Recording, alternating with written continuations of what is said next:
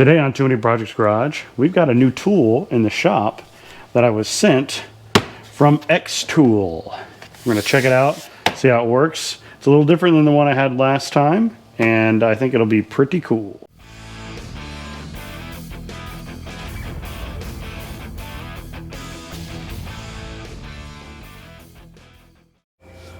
All right, let's dig into this puppy, check out what it comes with, what it looks like, how it functions. So first thing I gotta do is open it up. Open this here. Comes in a nice cardboard box, which is nice. Pull this out. Look at that. Ooh. I like that, that's nice. XTool. All right, and let's go ahead and flip this open here. Oh, nice. Okay, so let's see what it comes with. We've got, looks like a manual, which is nice. And we've got some power brick and different connections. Pretty cool. Cable. Nice. Some silica gel packets for storage, I guess. And then we've got the cable to let you connect to the OED2 port. Looks like it's just a serial cable. Let's go ahead and pull this open here. Take a look in this. Oh, here we go. Ooh. Well, there it is. Here's the unit. Looks really nice. We've got right here, we've got a where you connect the cable. We've got a USB port to charge, and I think you actually can connect other things in that port, like endoscope and stuff like that, which is really cool. And we got the power button. Nothing else on any of the other surfaces. So let's go ahead and it also comes with a, ooh, let's peel this off. Ooh, nice, brand new. Okay, let's go ahead and turn it on here. There we are, it's turning on. Looks nice. I really like the case. Definitely better than the other one I had, which doesn't have a case, and the cable's built in, so you can't remove the cable, which is really nice. I think the cool thing about this, I bet, is you could probably buy other cables to go with it and connect to other things, which is nice. Let's see. Feels pretty rugged too. You can see the power light as well. Feels like if you dropped it, you wouldn't be having too big of any trouble here. All right. Loading up. Takes a minute to load, but once it's loaded up, then you're good. Ooh. Got a speaker. Okay, yeah, so it looks like it immediately brings you into the diagnostic section. Now, I have turned this on prior, and it does make you log in and create an account. And it does look like they support only, like, you get like 2 years of like updates out of the box. That's what it said, 2027 for me, or maybe 3 years then of updates. And you can tap update here. Takes you into the updates. You can update all your little modules. Looks like you can go to, it says remote control. I'm not sure what that is. Let's tap on that. Not sure what that does. What are we controlling remotely? Oh, okay, so you can connect, it's a team viewer. Okay, so someone can connect to this remotely to help you diagnose. That's kind of cool. You've got a report button, you've got more special functions. Special functions really what I'm excited about. You can do all these resets and diagnostic functions. So you could talk to the car basically, which is really cool.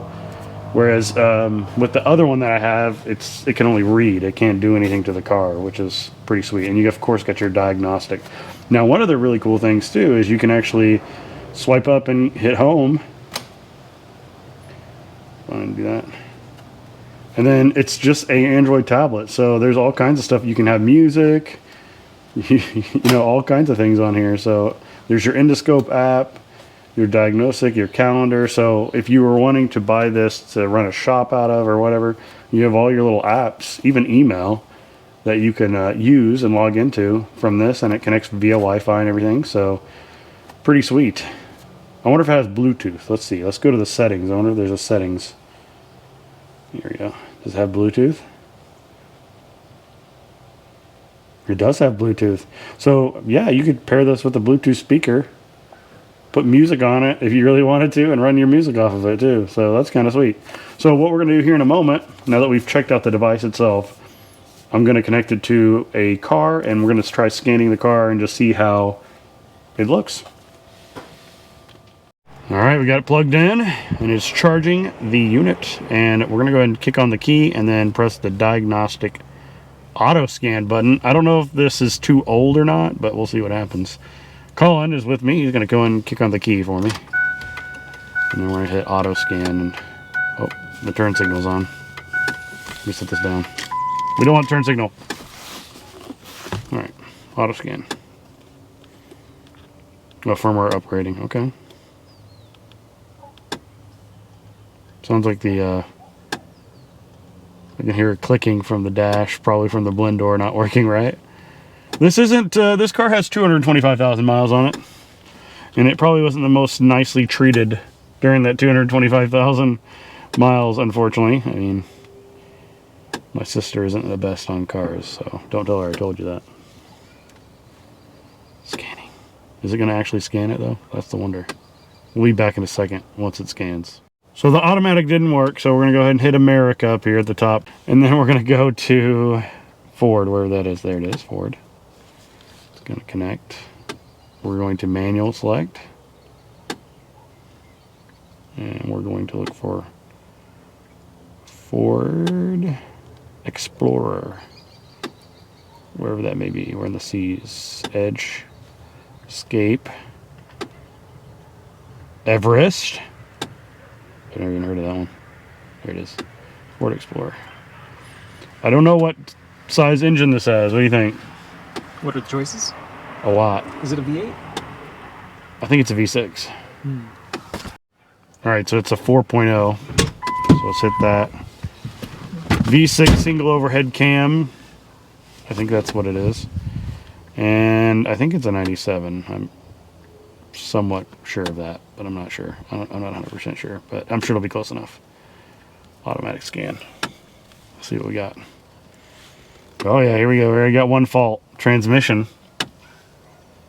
Anti-lock brake. Generic electronic module. Oh god. There's a lot wrong with this car. I bet it'll get you down the road though. Alright, let's see what's under the oh. Onboard diagnostic systems readiness test not complete. Okay. Don't know what that means.